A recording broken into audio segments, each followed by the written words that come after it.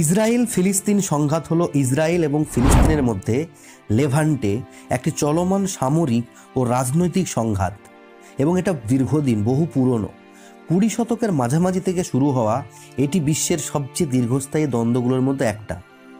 চলুন জেনে নিই এই দ্বন্দ্বগুলোর পিছনে কি কি কারণ আছে।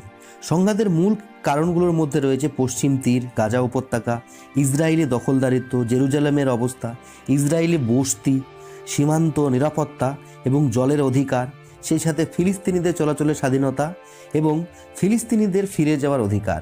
এই ইসরায়েল ফিলিস্তিনের যে সংঘাত, এই সংঘাতে প্রচুর মানুষের মৃত্যু হয়েছে, প্রচুর মানুষের ক্ষয়ক্ষতি হয়েছে। 1948 সালে 7 লক্ষেরও বেশি ফিলিস্তিনি বাস্তুচ্যুত হয়েছিল। 6 দিনের যুদ্ধে আরও 4,13,000 ফিলিস্তিনি বাস্তুচ্যুত হয়েছিল। 6,373 ইসরায়েলি এবং 1948 সালের আরব ইসরায়েল যুদ্ধে 3,000 থেকে 13,000 ফিলিস্তিনি মারা গেছিল।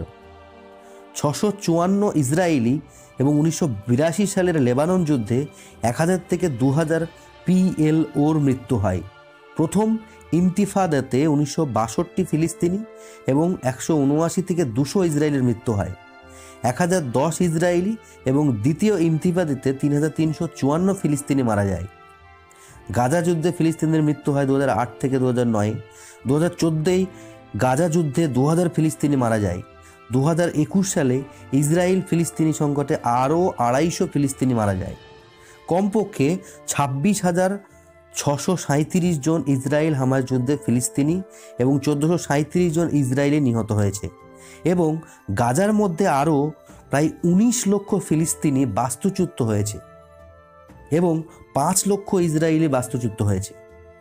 ব্রিটেন কর্তৃক জারি করা 1917 বেলফোর ঘোষণা, যা ফিলিস্তিনি ইহুদি আবাসভূমি এটা তৈরির প্রতিশ্রুতি দিয়েছিল।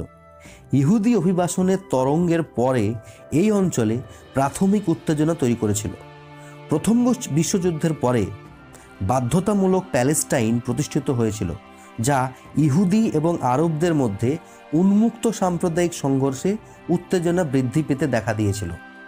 1939 সালে ব্রিটিশরা ফিলিস্তিনে 1936 থেকে 1939 সালের আরব বিদ্রোহ দমন করে, যা আরবদের স্বাধীনতার দাবিতে উদ্ভূত হয়েছিল।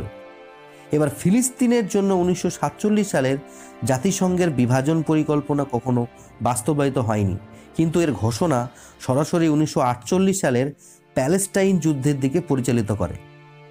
যুদ্ধের সময় ইহুদিবাদী মিলিশিয়ারা শত শত ফিলিস্তিনি গ্রাম উচ্ছেদ করে, যা যুদ্ধপূর্ব বাধ্যতামূলক প্যালেস্টাইনের প্রধানত আরব জনসংখ্যার সংখ্যাগরিষ্ঠকে বহিষ্কার বা উচ্ছেদ করে। 1948 সালের আরব ইসরায়েল যুদ্ধের পর প্রাক্তন বাধ্যতামূলক প্যালেস্টাইনের এলাকা ইসরায়েলের সাথে বিভক্ত হয়ে বেশিরভাগ ভূখণ্ডে প্রতিষ্ঠিত হয় এবং মিশর এবং জর্ডান যথাক্রমে গাজা ও পশ্চিম তীর নিয়ন্ত্রণ করে। বর্তমান স্থিতাবস্থা 1967 সালের 6 দিনের যুদ্ধের পর শুরু হয়েছিল, যা দেখেছিল ইসরায়েল গোলান উচ্চতা, সিনাই উপদ্বীপ এবং গাজা স্ট্রিপ এবং পশ্চিম তীর দখল করেছিল, যা ফিলিস্তিনি অঞ্চল হিসেবে পরিচিত ছিল।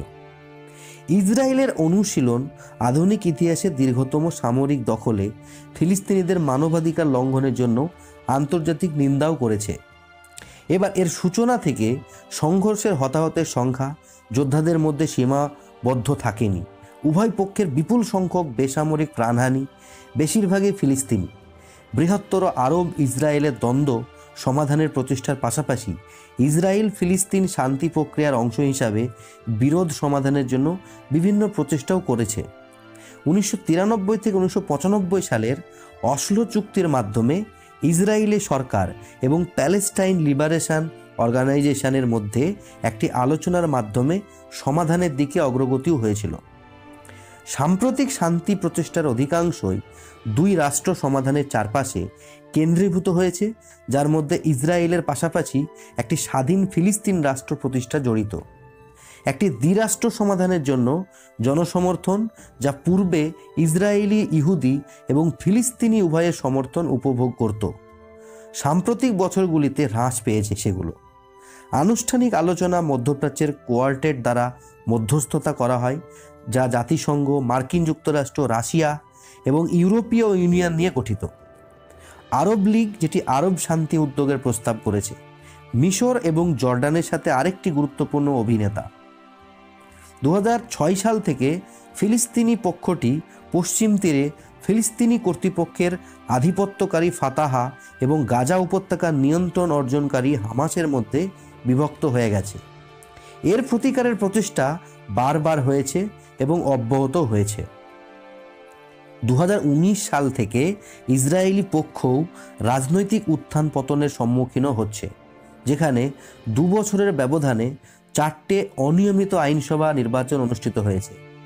শান্তি আলোচনার সর্বশেষ দফা জুলাই 2013 সালে শুরু হয়েছিল, কিন্তু 2014 সালে স্থগিত করা হয়েছিল।